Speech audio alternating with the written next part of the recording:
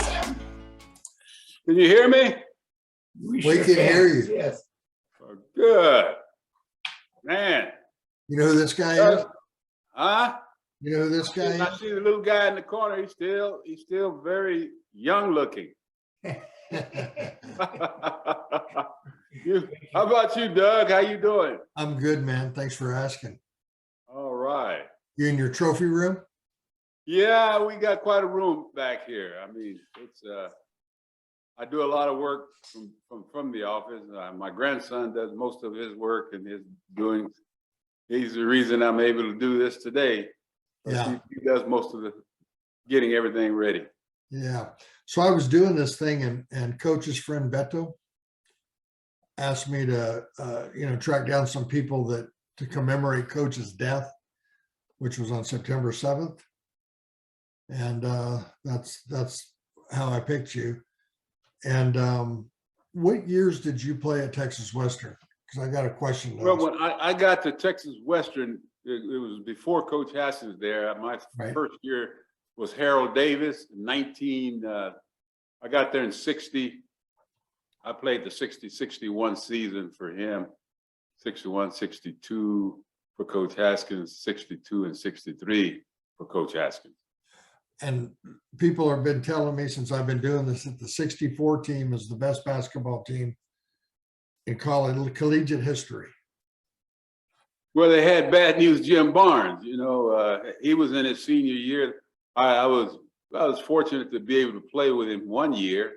The first year, he's a junior college transfer, so he only got to play 2 years, but he did a lot of damage in the 2 years to get the program really where it became a national champion, I thought. Yeah. Where'd you go after you graduated? When I graduated from where? From UTEP. Oh, I became Bowie High School. I went to Bowie High School, but I was a 7th grade and 8th grade coach of football and the freshman coach in basketball. So that's why I started. I started at the same school that I had gone to as a youngster. That's cool. That's cool. I remember when we used to play each other, you had a little guard named Ernesto Rubalcaba. Oh yeah. Ernie was really a very good shooting little guard. He was a great player. Yeah. Come on up, Joe. That's all right. Okay. So let's kick it to Joe. Joe, what's up? I'm good. Well, speak up. What have you always wanted to ask Nolan, but you've been afraid to? I've always just loved listening to Nolan speak. Yeah. I can barely hear Joe. Okay. There you go. Pull this all the way up. Four. There it is. Hey, Can you hear him now? Say something, Joe. yeah, how are you, Nolan? I've been doing pretty good, Joe. I've had a lot, some problems with the wife. She's been bedridden. I've been operated on about 2 major operations in the last 4 years. So it's a kind of a slow process for us.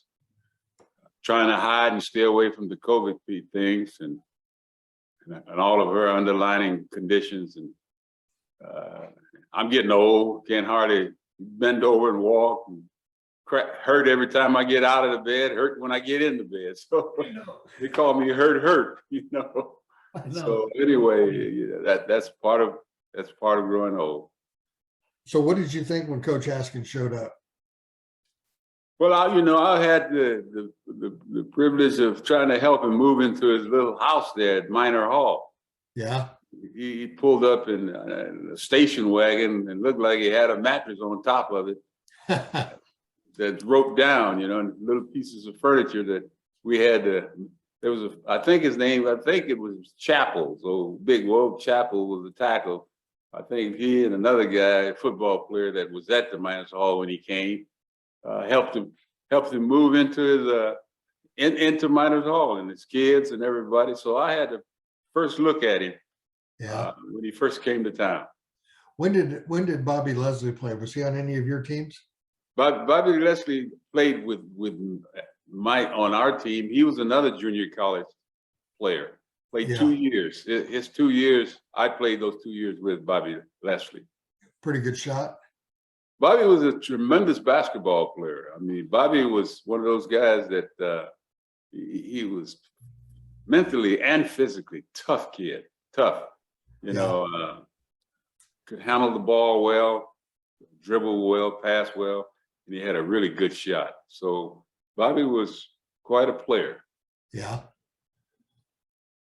Sad that he's gone. Yeah, I was in El Paso a few years back, and I got a chance to play with Bobby some golf out at Lone Star. He Oh, yeah. really got into the golf game, and of course, I've been in it and loved it for a long, long time also. So I got a chance to play with him before, God rest his soul, before he left us here. Yeah. So did you think Eastwood was pretty good back in those days? Did I think Eastwood? Yeah. Oh, yes. Eastwood was really good. I mean, I think one year we went to the Elite Eight, and the next year they won the state championship. Yeah. You know, I think that Eastwood team was as good a basketball team as most colleges had. And so Wow. Bobby was blessed and loved, loaded with But some pretty decent talent. it wouldn't happen today, Nolan, because back in those days, we all went to Eastwood. But if it was today, 2 would go to Montwood, 2 would go to Hanks, 2 would go to Americas, 2 would go to Socorro. Getting all 15 guys in the same school is not going to happen. Well, that's what changed everything. And of course, there's so many schools now in El Paso. I understand there's over 30 high schools. Yeah. You know, I remember when I was in school, there was only 7 of us. Yeah, and you could 7 name schools, them. you know, that the district or the conference was made up of 7. So, you know, as time went on, of course, the community kept growing, schools kept growing. And the more you grow, the less talent you have at one school. That's correct. Nolan, Doug played on that state championship basketball team for Eastwood. Doug was on the team. Was Doug, you were on that team? Yeah. I'm trying to think of his name. The Molix kid. What? Daryl. Yeah, but he wasn't on that team, was he? And you're talking about Terry White. Terry was on that team. No, Terry was not on that team. He was on the next year's team. The next year. And we were ranked 7th in the country. And we had Terry and Daryl Molix both. So we had the Twin Towers. We got beat by a point in the quarterfinals. Who beat you? I don't remember. Isn't that funny? You don't remember the loss? But Man, that's a smart way, man. yeah. And That's what good players, good scorers, they have amnesia when it comes to height. Man, how many shots did you take? Hell, I don't remember. Yeah. But the bigger deal for us was we beat Hobbs and Hobbs. And that was big. That was a big deal. Yes, it was. They came in the locker room and took the trophy from us. It was a traveling trophy. Uh-huh. They said, "You're not taking it and you're not coming back." That made your coach a little happy, didn't it? He loved that shit, dude. He couldn't stand them. Yeah. That's what I coach. About coach? Yeah. But what about coach? What would you say? I'll ask you like I've asked other people. Tell me your 3 favorite Don Haskins stories. There's so many of them that's out there floating around, but I've heard a bunch. the one that happened was in our dressing room. You know, coach had these, the old coaches, I used to call them cowboys. They don't die, they just fade away. And he was such a stickler on laying down when you came in and dressed. You laid there in the locker room and cut the lights out and think of the game. I mean, that's what we did at every ball game, practically. But had Jim Barnes was just he didn't know he was a born comedian instead of a born pretty good basketball player. But then when coach would walk into the dressing area, he'd click the lights and the lights would come on and everybody was all bright eyed. We done told jokes all the way through it, but he didn't know that. But when he cut the lights on, everybody jumped up and it's ready, and then he says a few words And then he says, put it here, fellas, put it right here. And we put our hands, and Jim Barnes always seemed like when Coach Haskins was coming in. So Jim would go to the water fountain, turn up the water fountain, put water and throw it all over his face like he was sweating and water and everything. So when Coach Haskins put his hand, Jim was the first one to have his hand there. And he would say, that's what I like about Jim. He's sweating and he's ready to go. I said, okay. That went on for years, boy. Yeah. Bad News was, like I said, he was a character. Yeah. One of the, there's so many stories. For the example, the coach comes from around the North Texas area, and we have a guy like Willie Brown who played for us at Texas Western, come from New York. And Bobby Leslie was asking Haskins a question. And we were in practice while we were going, and he'd ask him a question. And all of a sudden, Coach Haskins says, you stop that barber shopping. I mean, we black kids, we don't know nothing about barber shopping. So Willie Brown comes to me and he says, hey, Sam, everybody call me Sam. Hey, Sam, did you see what Bobby said to Coach Haskins? I said, what did he say? He said he asked him if he could go to the barber shop. I said, really? He said, yeah. I said, Bobby Leslie got some guts, man. He asking him that in practice. So things go by. A few days later, I want to know what is barber shopping, because I didn't let them know I didn't know what it was. And of course, that's when you went to the barber shop and you gossip. And so I guess Haskins was saying that Bobby Leslie was gossiping when we should be practicing. Yeah. And I never forget that. We us black fellas, it was 4 of us on the team at the time. By that time, we laughed and laughed because Haskins would come up with words that we didn't know, like Ned in the first primer. You look like Ned in the first primer. Who in the hell was Ned? We didn't know nobody named Ned in the first primer. But the other kids, they probably knew who Ned was, so he'd have some sayings. We had no clue. And I say this all the time when I'm doing my coaching. I said, being at Bowie High School was a tremendous and great experience for me because I had to be able to speak Spanish and English.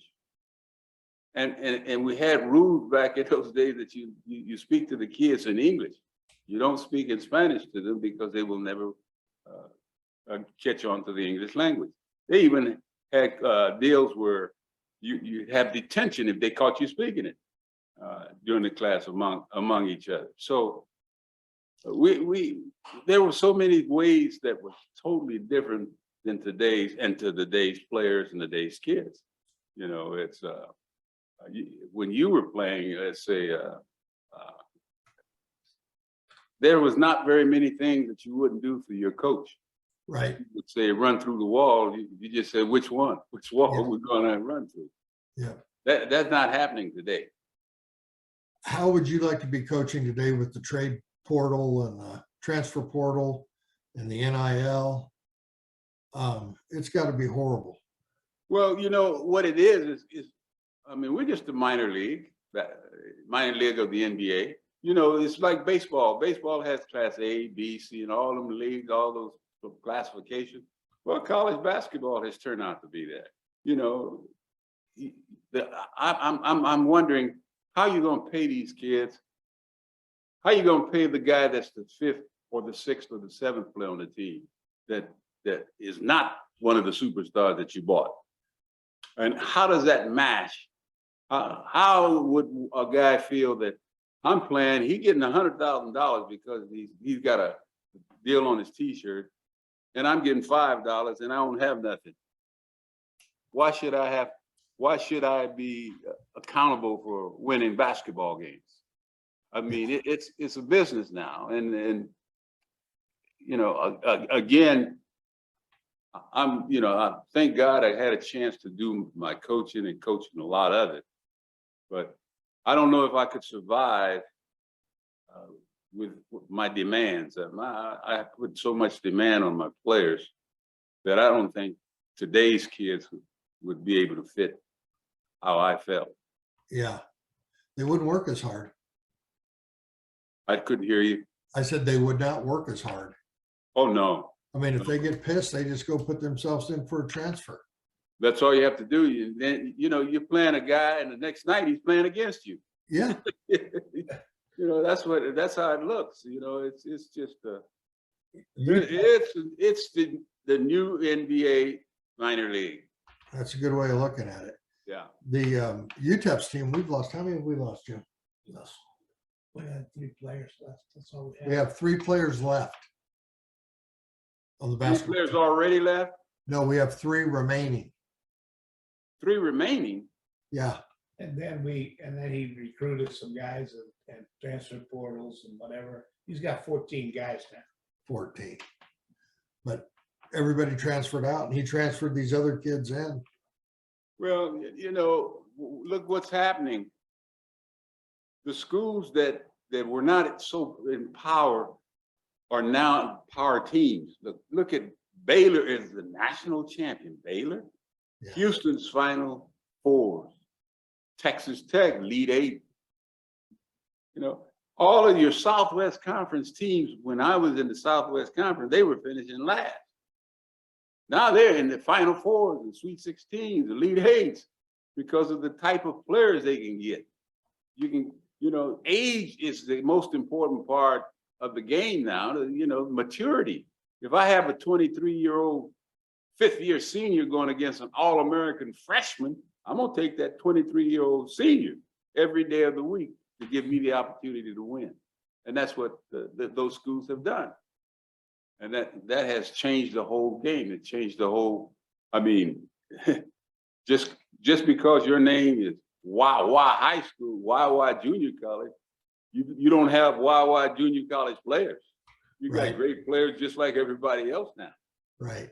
I was telling Joe before we started, I'm watching a show about the Lakers and Magic Johnson got crossways with him. And so they gave him a 25-year, $25 million contract.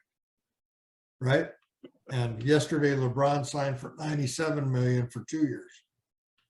It's obscene. The money's obscene. It's going to continue to go. Yeah. Yeah. I don't know where it's going, and how long it's going to take everybody to get to the right place. But right now, it's enjoy the minor league NBA. There you go. So did Coach call you a lot when you were coaching? Say that again. Did Coach call you a lot when you were coaching? Oh, I had a lot of conversations with Coach Haskins while I was coaching. The story that I was going to tell about Coach Haskins, he was in the hospital and I went up to see him. And he says, and at that time we were like when I went to see him, I was still a junior college coach, just doing really well. And he asked me a question. He says, Sam, I want to ask you something. I said, yeah. What do you got, Coach? He said, do your players like you? I said, I hope so. He said, well, if they like you, you ain't gonna be worth a damn. I left out of that room. I said, God almighty, boy, none of us liked him. Damn sure. So he may have a secret that we don't have. Yeah. Yeah, I had a chance to visit with Coach a lot of times. And Did you ever end up in the truck? Did you ever end up in the truck? Yes, I did. I drive one today, even a truck. No, but did you ever end up in Coach's truck? With in his truck? Yeah. A few times I was in his truck with him. I don't know of anyone that it wasn't in the truck with him at one time or another. So, yeah. I remember Coach Andy Stockton was one of our players. Every time he came to town, boy, and if you looked up, they were on their way to a taco place, and Coach knew where every enchilada, every taco, every enchilada, every burrito. He knew all the joints. Yeah. where you got the best of the best. Yeah. Yeah. He's famous with the truck. Yeah, he is famous with the truck and the Mexican coffee. So what else you up to? Just enjoying your retirement? Well, I still run a golf tournament, and I really appreciate the things you used to help us with as we go through. Where's your tournament now? And It's held here in Fayetteville, Arkansas. It was here for a while, and then when I moved to El Paso for a while, when COVID came out, it hurt so bad. The year before that we weren't able to come back, and of course it's been up here for forever. This is where everything took place. So September the 19th is Yvonne Richardson kind of day. The name and the golf tournament is in her honor, and we were still raised to help those who are less fortunate. You get good turnout? Wonderful, absolutely wonderful. A lot of coaches. Well, we used to be where the coaches, but our community, the city, the people it's only a one-day affair on a Monday when the clubs are all closed. We use a nice golf course and play one round. We don't, every now and then a guest coach would come in, but we're not specializing in coaches that we used to. Some of them were getting so old, and we were getting old. And the young coaches are a little bit different. So we just drifted away to community golfing tournaments. Yeah. Did you ever golf with Coach? Especially back in the day when he could play. That's what they say. Yeah, he could play. I golfed with him, and I didn't want to shoot pool. I get with him because he was really good in pool too. Now, yeah, and he was a hustler. Yeah, one time we were cutting class, and we're in the downstairs in the sub shooting pool, and we didn't know he could shoot. So he comes down and he sees us cutting class. He says, "What are you guys doing here?" And I said, we don't know what the hell to say, but we wasn't going to class. And so he said, "Y'all think you can shoot pool?" I said, "Yeah, rack them." And, I was not too bad a shooter, and Stockman, and I want to say it was maybe Al Tolan. Y'all remember him, Al Tolan? Yeah. Al was really good. So Coach Busters breaks the ball and runs the table. Nobody get a shot. Then he says, "Now when y'all get good, call me." Boop, put it down and walked out. Go to class. You guys can't play. Well, we couldn't play, because you didn't let us shoot. Oh man. Yeah, as time goes on, you come back with some of the things that he said or did, or you start thinking about those things that you hear night after night, day after day. And you find yourself using those same terminology and same words to your players because that's what you were brought up with. Yeah. You wish you would have coached here? Yeah, when I first started off, there's no question that when you're young and you want to get back, of course, to me, I was a little bit more unique because that El Paso's home for me. Right. It was a lot of guys come in, but that wasn't their home. And to me, I wanted to be at home, maybe doing some of the things that I at least got a chance to do. But the good man upstairs works in mysterious ways. And so maybe because I wasn't able to maybe latch on a job or being part of the UTEP string of coaches, that I was sent somewhere else to do my own thing. And it worked out for me from my career standpoint. I talked to my grandsons, great grandsons about, I'm very fortunate. I was very blessed. I sit here today And I've been asked questions by them that I think I'd be a Hall of Famer, or I said no. And I just love to coach, and the Bowie High School gave me the opportunity. Mr. Frank Pollitt was the principal. I never will forget when he said, "You get your degree, you got a job." And that's what I wanted to do with more than anything in the world, is to coach. And so but my first priority was try to make it to the pros. That's probably was my problem. I could play baseball, I could play football, and I could play basketball. So I wasn't, today you specialize in those kind of things. The kid's a baseball player, he's a baseball player. He don't play nothing else. Well, and in my career, I played everything. Yeah. Round the clock all year. All year. I had no time to get in any trouble. It was sports, from one sport to the next. They sure don't do it today, do they? The kids today? I mean, we played every day, you know, that's what we did. Yeah. And they just don't do it today. The video games and all the other crap, all the other distractions that are out there. When do you remember seeing this guy for the first time, Joe? Who? Joe Gomez. Oh, Joe goes way, way back. Hell, I mean, we're talking about in the 60s. Yeah. You remember it? That's too long. That's almost too long to date Joe up there. You know, if I tell him how long I've been knowing Joe, he'd be 95 years old. But no, I couldn't tell you exactly when and where, but I know that Joe was always somewhere in the vicinity. Yeah.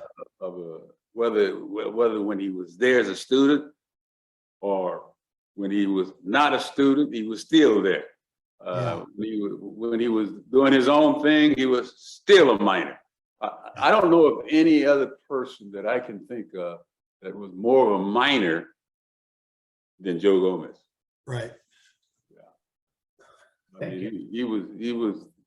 I mean, I don't think of all the old players. You ask them, some of the old and new and young, they all know Joe. All of them know him. You know, if you mention Joe Gomez, oh yeah. See, he's not one of those guys that fly by night. He's one of them guys that stuck. And every player has a tremendous respect for him. Yeah. Thank you, Coach. What about Cager? Wally, I call him Wally the Wolf. Okay. Willie Cager was Willie is a character. You know, Willie came to you. Well, he came. I guess I was already out, and I used to tease him and say, "Willie, I don't understand. You're a year older than I am, and I'm 8 grades ahead of you. Explain that." He can't never explain that. Oh boy. But no, Willie was one of the New York guys, and along with Neville Shedd, which is the Shadow, I had a lot of admiration for him. Those guys, along with Harry Flournoy and Arston, artist, you know, they were freshmen when I was a senior, so they were on the campus working out, practicing with us. That team that won a national championship, the two of their best players was O, you know, we used to call him O, and Harry. But so I got to know them. And then Bobby Joe Hill came on the heel of that. I got to know him really well over the years. I mean, Bobby became one of my closest, maybe best of best friends. Is he as good as they say? He better. You see, what to me, and I classify him better than probably anybody that's been up there. But I'm judging him from a coach's view. Mm-hmm. I think people who just look out there and say, "Oh yeah, he was a pretty good player." No, Bobby Joe was more of a guy that anybody who played with him, he made them better. Yeah. Bobby was that kind of guy. If you needed a basket, he'll produce it. Yeah. If you needed a rebound, he would get it. And I mean, if he needed to spurt, like when he had those 2 steals against one of the top guards, 2 of the top guards in the country, Bobby just went after him like it didn't matter. And the thing that I enjoyed about him is that he probably worked harder than most people could ever think he would get credit for. But he made a lot of difference in the winning and losing the year they won the national championship. Yeah. Yeah. He was one of a kind. Yeah. You remember watching the game? Did you watch the game when it happened? Oh yeah. Who didn't watch that game? I watched it many times. Yeah. Yeah, I watched it then. I watch it. I'll watch it now even. Yeah. It's, How big is Latin's dunk? how big was that? Yeah. The key is you send out a message, and I think that was Coach Haskins told him to do. It's the first time you get it, I want you to go tear down the goal. Yeah. And that's what he tried to do. Yeah. And that's an intimidating factor. These guys look at that Big David and say, wow, this guy here is an animal. Right. You take the fight out of him. And I think that kind of set the tone of the game. That's what happens. You set the tone, and that's what they did. Have you ever spoken to Pat Riley about any of that? No, but Conley, the announcer, I got to know him pretty well because he did a lot of our games. Yeah. And he used to talk about how good that team was, and how when they were going to play, they kind of had some fear, because of their quickness, and they did. Willie Worsley was as quick. At one time, I thought Willie could play ping pong by himself. He was so damn quick. I said so, and he was telling me how quick and how tough physically they were. And that was Coach Haskins' trademark to me, was you played hard. You might not have looked as good, but you played hard, and you played hard all the time. And that's what, to me, the reason they were national champions. They played hard. They played harder than anybody. Yeah. Would they win 9 out of 10 times against Kentucky? I think they'd win 10 out of 10. Do you? If they played on a neutral floor. Yeah. Again, you still give the advantage to the home team. If they played, some at Kentucky would win some, Yeah. but very few, I would think. I think UTEP would win more games away from home than Kentucky would. Yeah. You think Coach put the 5 best kids out there? In his mind, yes. Yeah. They still talk about matchups. It's pretty difficult to match up with a guy that can play ping pong by himself. So that was a very smart move. And you got a guy like Willie Cager coming off the bench. You never know what he's going to do. Yeah.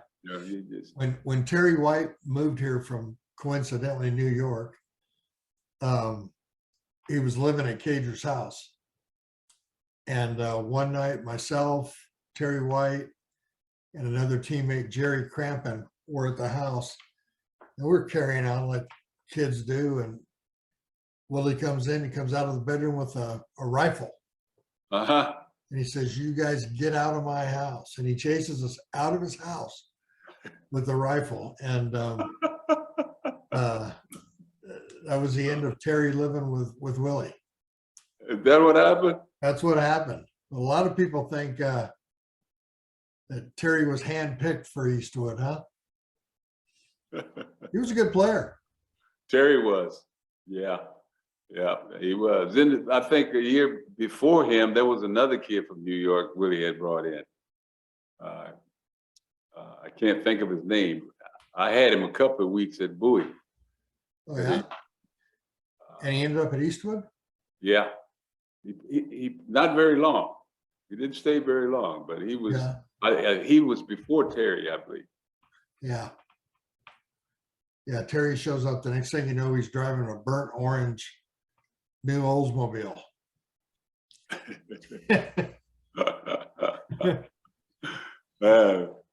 I wonder how that happened. Yeah.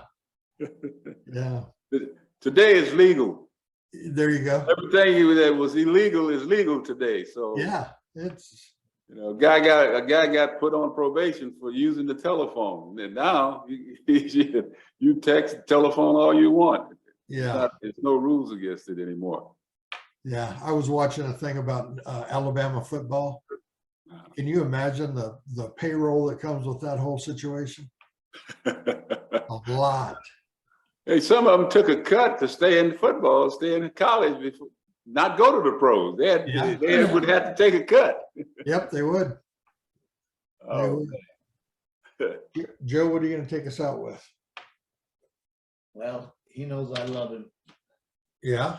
and he's one of my. I love you too, Joe and Rut. You guys, you're the main people there in El Paso. I really appreciate having the opportunity to sit down and visit with you guys for a few minutes. Well, thanks for doing it, Sam.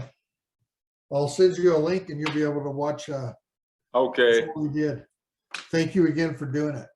I appreciate you guys. Thanks. Thank you, Coach. Bye, Nolan. Take care. All right, guys. Thanks a Bye-bye. lot.